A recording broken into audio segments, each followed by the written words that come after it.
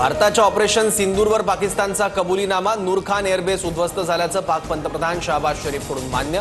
भारताच्या हल्ल्यात अनेक ठिकाणं उद्ध्वस्त झाल्याचीही कबुली.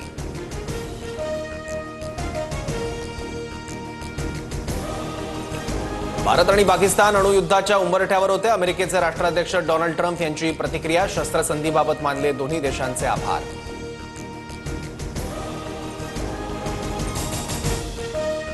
भारताला हव्या असणाऱ्या मोस्ट वॉन्टेड दहशतवाद्यांची यादी पाकिस्तानला पाठवणार.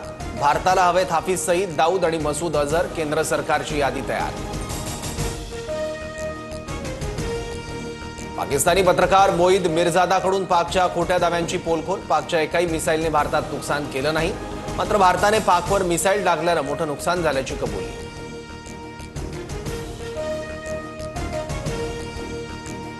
तुर्कीच्या सेलेबी एअरपोर्ट सर्व्हिसेसची मुंबई हायकोर्टात धाव. भारतानं परवाना रद्द करण्याच्या निर्णयाला कायदेशीर आव्हान. राष्ट्रीय सुरक्षेच्या कारणाशिवाय निर्णय घेतल्याचा दावा. तुर्कीच्या सेलेबी कंपनीला भारतीय विमानतळांचं संवेदनशील काम देऊ नका. इंटेलिजन्स ब्युरोचा केंद्र सरकारला 2016 पासूनच वारंवार इशारा. सुरक्षेविषयी प्रश्न निर्माण होण्याची भीती. तणावाच्या पार्श्वभूमीवर तुर्की अझरबैजानसोबत करार करू नका. टाटा सोशल सायन्स संस्थेकडून त्यांच्या विविध केंद्रांना निर्देश. दोन्ही देशांनी पाकला समर्थन दिल्यानं करार रद्द. जम्मू काश्मीरमध्ये अनेक ठिकाणी राज्य तपास यंत्रणेकडून शोध मोहीम. सोपोर, बारामुल्ला, हंदवाडा, गंदरबल आणि श्रीनगरमध्ये छापे.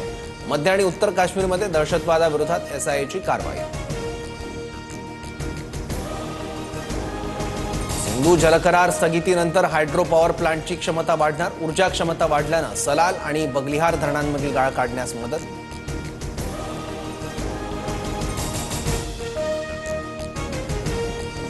ऑपरेशन सिंदूरवर भारताची भूमिका मांडण्यासाठी खासदारांच्या टीम परदेशात जाणार.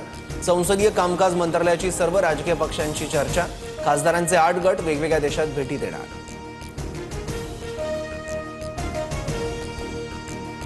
ईडी अटकेआधी राऊतांकडून अमित शहांना फोन करत संताप व्यक्त. मला अटक करून सूड घ्या, राऊतांनी शहांना दिलेलं आव्हान.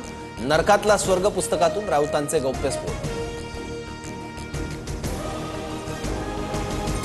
ईडीने अटक करण्याच्या 1 दिवसाआधी शिंदेंनी फोन केला होता. अमित शहांशी बोलू का असं शिंदेंनी मला विचारलं होतं. संजय राऊतांचा दावा. तर मी समर्थ आहे, राऊतांनी उत्तर दिल्याचं सांगितलं. आरक्षणासाठी आत्महत्या झाल्या. काय खरं काय खोटं माहिती नाही. एकाला आगीत ढकललं, तो ओबीसी होता. आरोप करत भुजबळांचं अप्रत्यक्षपणे मराठा आंदोलनावरून वक्तव्य.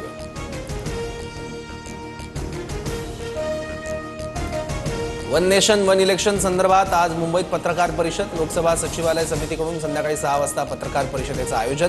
सुधीर मुनगंटीवारांच्या समितीने दिला होता अहवाल.